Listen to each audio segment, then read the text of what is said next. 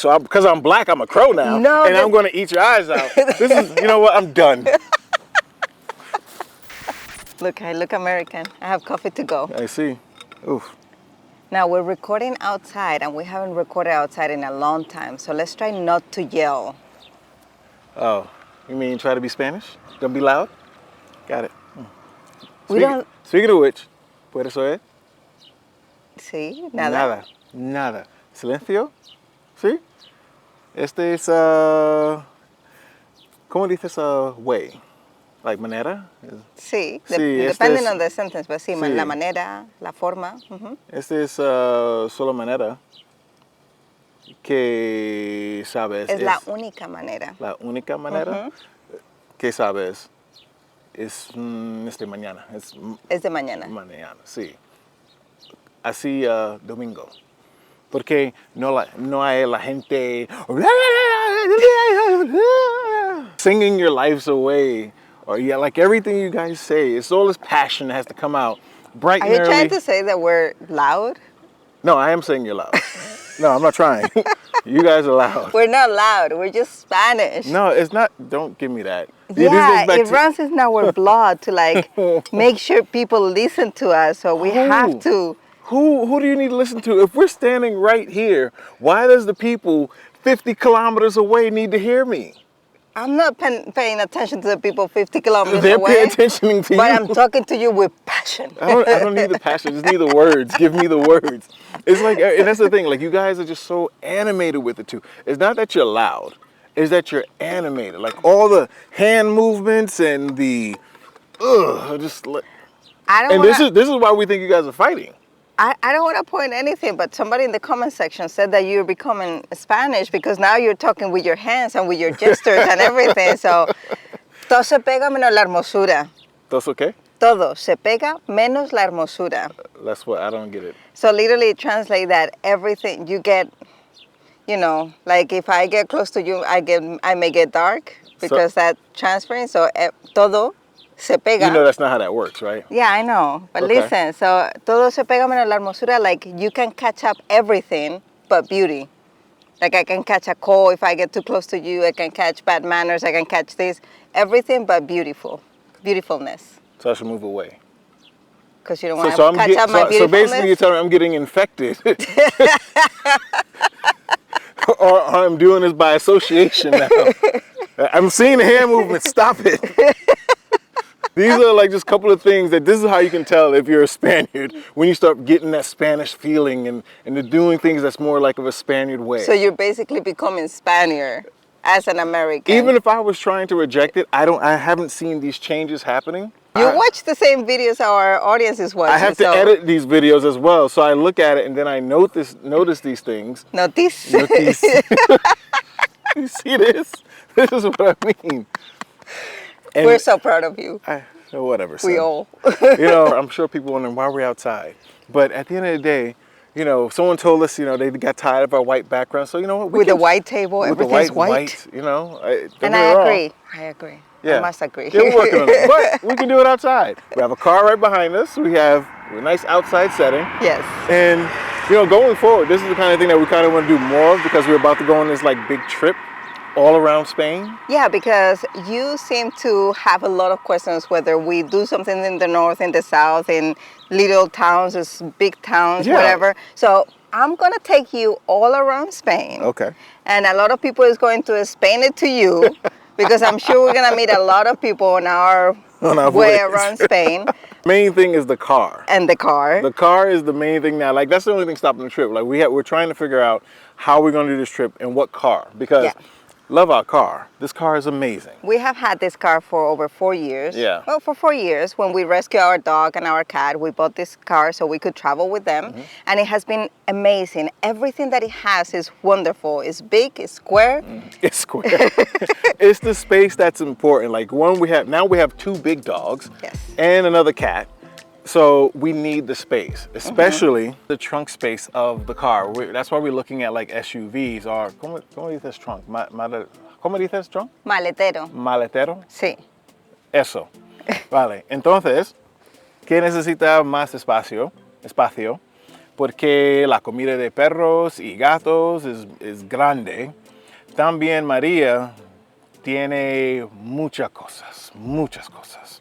Y yo solo una bolsilla, bolsa y ya está. Un bolso. Un bolso, sí, y ya está. Maria has to carry everything. When we came from Murcia to Madrid, she had to bring a flower. Why do we need a plant? The plant was not even ours, and she wants to bring a plant. It was ours. You didn't need it. But it was ours. We brought it from Serbia. No, we brought it from Turkey. Oh my gosh.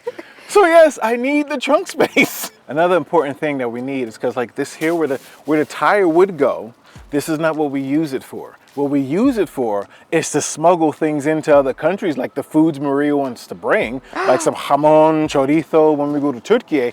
También el vino. El vino es más importante para ella. This little compartment back here where your tire goes, you lift it up. What the heck is all this?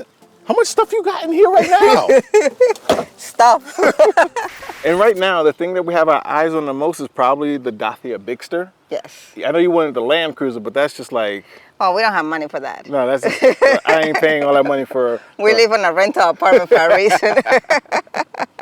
We're not making American dollars anymore. Not that But I am strong looking anyway. forward to this trip because I really want to know how this stuff is. Like, I guess the best way to learn these things is to actually experience it. Yeah, especially because you're not a big reader, so No, you're gonna have to experience firsthand Yeah. all these sayings and the way that people talk and how people dress and how people behave. So is this and you yelling? can check if people yells in the north. That's what I as want much to as know. Do people yell the same way, or is this just like a Madridian thing? No, I think that we all have a higher tone of voice. Like You guys speak on a higher decibel. Yes. Okay.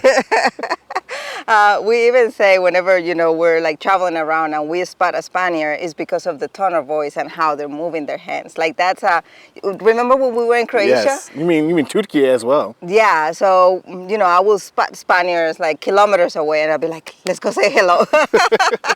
The only problem I have with doing like this type of setting is that it is freaking hot in Spain. It is very hot. So by September, we'll start doing the travels. Oh, so you want to do it by September?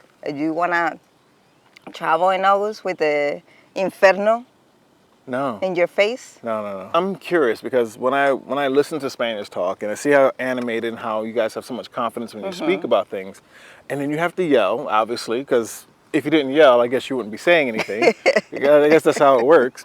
But it's not just that fact. It's just that you have to say so much when a lot of things can just be summed up in like 3 or 4 words. That's the part that bothers me when I'm trying to translate the conversations, and I'm going through this whole phase of the things that you're saying, and I'm like, well, but that makes the language so rich. Like No.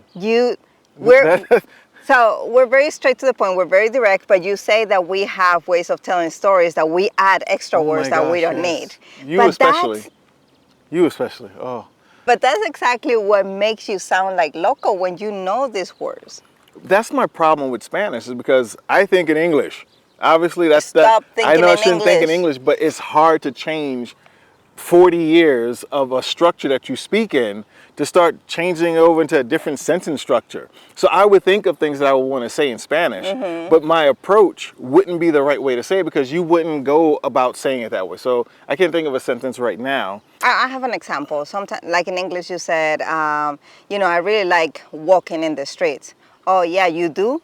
So that you do, you want to translate lo haces? But you can't say lo haces en español porque no tiene sentido. Tienes que usar el verbo. Sí, andar. Es igual con frases antes tú dices. Porque no puedo decir, I really like to walk out here. No, you wouldn't. No debería? No, that shouldn't, right? Here starts the book. See, here we go again. You wouldn't say that. You would just say, me gusta pasear or something así, o algo así. Me gusta pasear por aquí. Sí, no, I really like to walk here.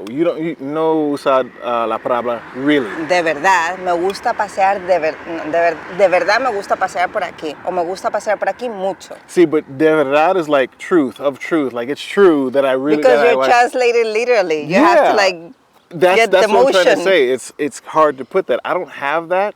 And I think the other thing too, like when I think about words that you guys use, like bois and like how my feeling towards bois and all that, or when you say Theo and all those things, I haven't gotten that. What's that? I don't feel a connection with it. You know which one you're getting a lot? Es que. Es que. Es que, a ver, sí o qué. Sí, okay. Sí o qué. Sí o sí. Sí o qué.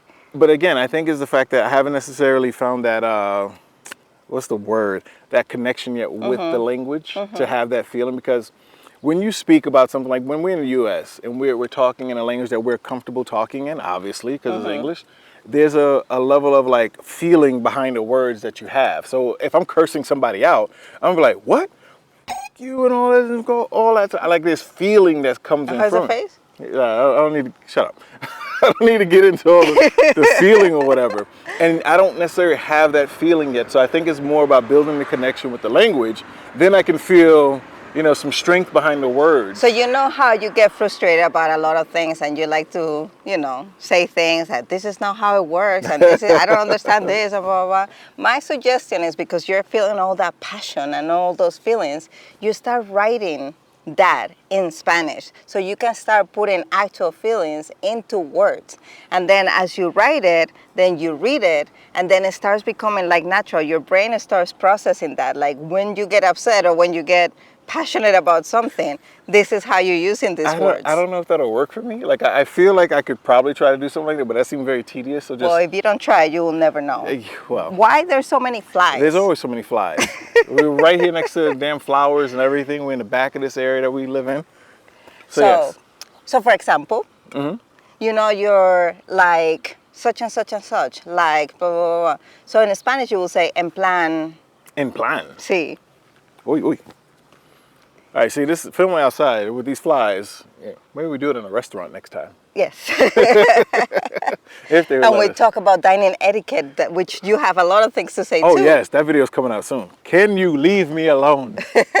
I don't know if I'll be telling stories the way you guys tell stories, because I have to just... You'll be that boring storytelling that just says things in 3 words. First off, I am a good storyteller. Thank you Then use your resources, baby. Use It's your not- esques. no, Pues you- nada, anda que sí. Uf, madre mía. Y entonces... Your stories take too long to get to the point. Like if I'm listening to someone tell a story, I'm like, okay. It's like a roller coaster that just keeps going up and you expecting the drop and the drop never comes. And when the drop comes, then life is beautiful. No, you just gotta get accustomed to you've done this. too much.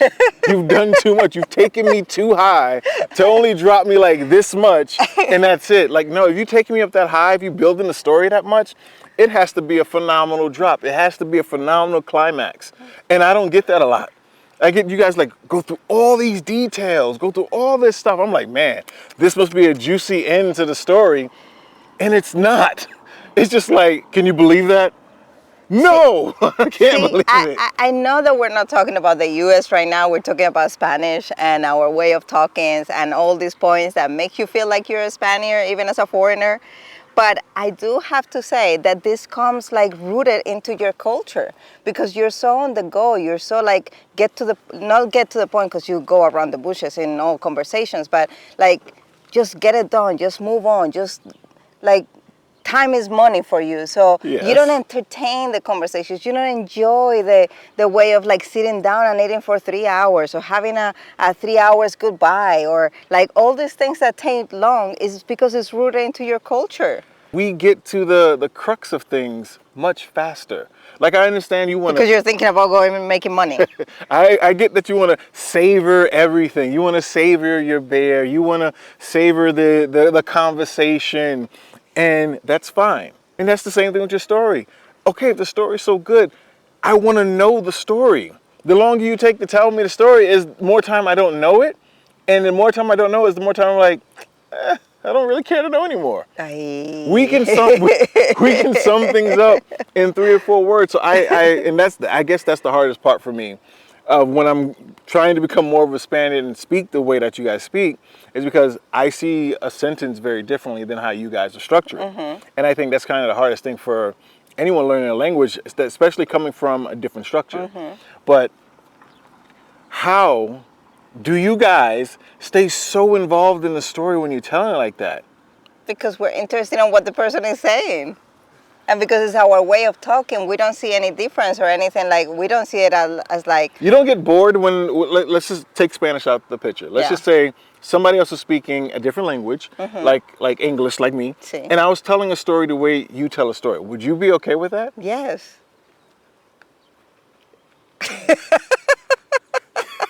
How? How? Because it's the story that matters. I'm engaged with the story. It doesn't matter what language you're telling me the story, and it doesn't matter like how many feelings you're using. All these little details that doesn't have anything to do with the story. You okay with that? But the thing is that those little details make up something of the story that then makes sense for something. No, there's a reason why somebody mentions something. No, those you guys speak with plot holes. Those are plot holes. Plot holes. Why do I need to know that this person had papers in their hand if we're not even talking about the papers in their hand? Well, you get accustomed to it. You know why? Because the other point is complaining. It's our national sport. We love to complain. I would say that 60% of our conversations are about complaining about something. I know. My favorite thing about you guys complaining is that you complain about things, about the same things as if it wasn't going to happen. Like the heat. It's hot in Spain every summer. But every time we go outside, qué calor, ¿no? Sí, oh, muy mal. Were you sounding like a bandit from like a old Western movie? Qué calor, eh? Why are you sounding like that? I'm getting into the passion. I'm finding it right now, okay? But no, that's what I mean. It's going to be hot every year. You know this, but you complain about it as if... Yeah, but there are hotter days than others. So but you act like it's going to be different. You act like this year, you know what? We're not... Well, maybe we're open to like surprises. We're like, let's save these summer surprises and give us some rain. This year we're not going to go above 25 degrees. It's going to be hot. I'm just surprised. The only surprise you get is how many heat waves you're going to get. Oh, we only got 5 this year instead of 6. That's a surprise. We haven't gotten any this year. No, not yet, so far. I mean, I heard people talking about a heat wave the other day, but I'm like, is it because we're not watching news lately that I don't know Maybe because we're not in the South as well? I don't know. Well, but again, you just complain about things that already exist, that you know is going to happen, and yet you act like it wasn't supposed to happen. Because it always has some substance in the conversation. Oh, please, do tell. Tell me the substance. Yeah, complain to complain. Like, that's a national sport. We love to complain, and we love to complain about our country, but don't let any foreigner come and complain about our country, because then we have a problem. This is like, I can talk bad about my mother, but don't come and talk bad about my mother, because then I'm going to slash you. What are you guys, like Tom and Jerry? Like Tom and Jerry can bicker and argue all day long, but the second an outside party comes to harass the other, then you gang up together and start going after them. What is considered, in a sense, rude? Is it considered rude to just walk out of a conversation? Is it considered rude to be like, okay, that's it, if I want to abruptly stop, to just go? Because you guys can spend all day telling one story. Yes. You guys can complain about something all day as well. Yeah. We curse a lot. And you're gonna be, you know, loud and passionate about how you tell it. So I'm going to be listening to someone yell in my face for an hour or two, or if it's una sobremesa, entonces todo el día. Toda la tarde, sí. Sí, claro. Y entonces, ¿qué? Pues, no sé. Quiero salir. Depende del contexto. It all depends on the context. Like, if you're having a conversation and somebody tells you, vete a tomar por culo, it could be like in a funny way, but it could also be rude, depending on the situation, depending on the relationship that you have with the person. Do you understand how sensitive your conversations are? If you say something wrong, like, depending on how I say it, yes. like this conversation can go from ha ha ha ha to what the hell you just said, based on context and how I say something. Yes. So of course I might get in trouble. Of course I might do something dumb. You can't get in trouble. Don't let me talk to anybody important, especially in Spanish. You can't get in trouble. You have a wonderful smile. You charm everybody's heart. Your smile can get me but so far. Explain it to me. Please. And I think we're in the perfect location and the perfect conversation to talk about this. En boca cerrada. En boca cerrada. No entran moscas. In a closed mouth. En boca cerrada, right? I know something about flies. Say it again. No entran moscas. Flies don't enter? Mm-hmm.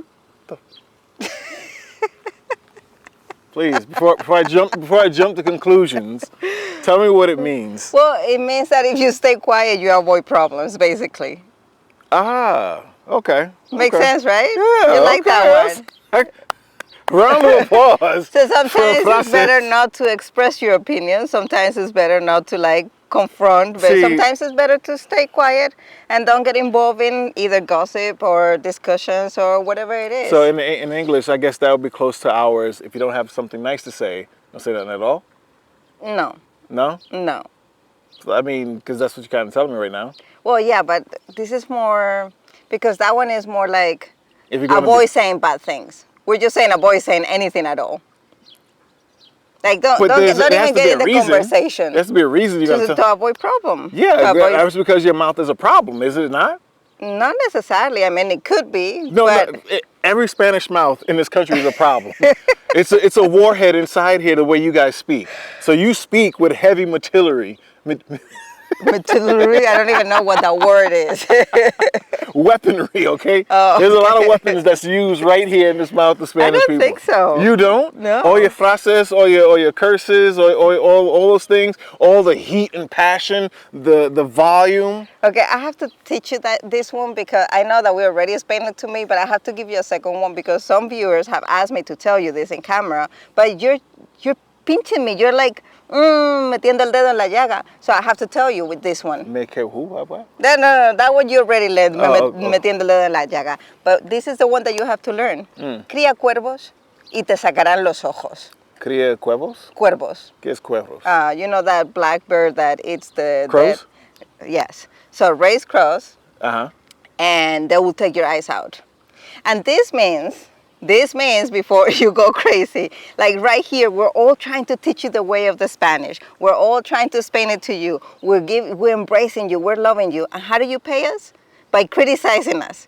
Criticizing? Yes. So we're here raising you, and you're taking our eyes out. You know. And that is used a lot with kids, by the way. So why the crow though? Why a crow? I don't know. And why would you use that for me? Here we go questioning again everything. No, because now I have to put the English censorship towards it. The American censorship is this, and I'm a victim. I'm letting you know I'm a victim right now. Oh, Lord. I am a victim. So let me get this straight. So now you're raising a crow. Crow is black, so because I'm black, I'm a crow now. No, and I'm going to eat your eyes out. This is, you know what? I'm done.